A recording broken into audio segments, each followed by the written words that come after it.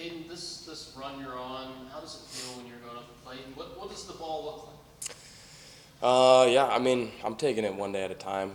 Trying not to get too big-headed about it all. But, I mean, it's a great feeling knowing the hard work's paying off a little bit.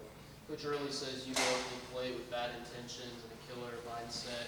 Where does that come from, and what is your approach when you go up there looking to do damage? Yeah, I mean, I've always had the same mindset going up there, and it's just hit the ball as hard as I can. Go up there looking left center approach and just trying to hammer the ball as hard as I can. It's impressive what this team's been able to do when you, all the little kind of nagging stuff that people have had or fighting through injury. What does that say about you, and is that a kind of a hallmark of this team? Yeah, I mean, it shows a lot about this team. You know, we've had a lot of guys that have been dealing with injuries throughout the whole year, but they're doing everything they can to stay healthy and, you know, be out there going in to the trainers every day, doing work with them, just, you know, trying to do what's best for the team.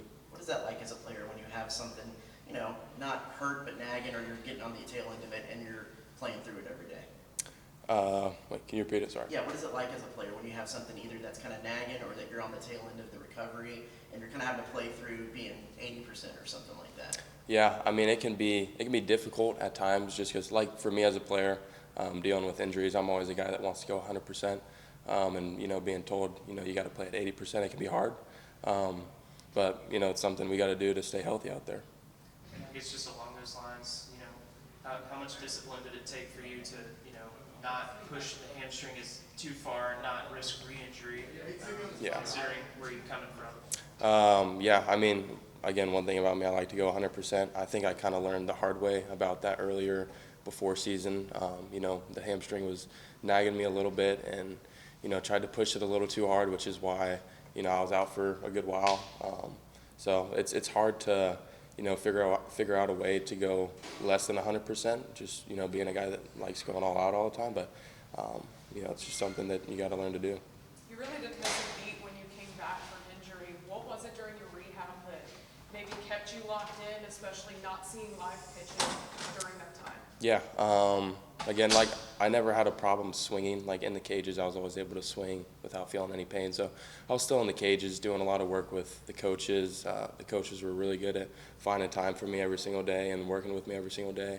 You know, as far as, like, keeping my eyes trained for velocity, I'd do a lot of stuff off the machine. You know, I'd bump it up to 95 every day, just tracking my eyes. And then, you know, do a lot of stand-ins off pitchers, not swinging, just tracking pitches, stuff like that. How much pride do you take in your defense? I mean, I take a lot of pride in it. It's something that, you know, we work a lot more hitting wise, so defense can get overlooked a little bit. But I mean, I take a lot of pride in it.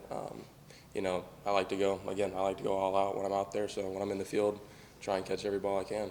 So you robbed a couple home runs last year with the catch you made Sunday in Austin. Where does that rank as far as your best catches, your favorite catches you've ever made? I would say that's probably my favorite catch, just because it was in Austin, you know, at their place against UT in a close game. So I would say that probably takes the cake for it. When's the last time you had to go, like, full send Superman dive to get a ball like that? Other than that? Yeah. Is that like the first time you had to go, like, 100% layout? Yeah, I think so. I don't remember the last time other than last year. Did you, like, lose your breath a little bit? Yeah, it knocked the breath out of me for sure. Yeah. Staying on that, you obviously haven't played the field a ton this year, but being able to do that, get up and, like, okay, I'm still good physically, how'd that feel for you, like, at least mentally wise? I mean, it was a big confidence booster just to be able to do that without feeling any injuries or anything. So I know it felt great, you know, being able to play 100% in the field again. You know, it was my third game, but it felt great being out there. What you learned from Jace, how's he helped you as a player, whether hitting or on the field and fielding? Yeah, I mean, he's there he is. It's really hard to, like, be nice to him just because he's right here. I like to say nice things, like, when he's not around me, because I don't want to boost his ego too much. No, I want to hear you. But, you know, he's been great. He's been there for me even when I was hurt, you know, talking with me. He's been great. I don't want to say too much because I don't want to. That's all you got? Yeah, that's all I got. That's all I got for now. That's all I got. That's all I got for now. That's all you have? That's all I got. You can ask me when he's not around. Goodness. Yeah. Anything else? All right, let's get Thank y'all.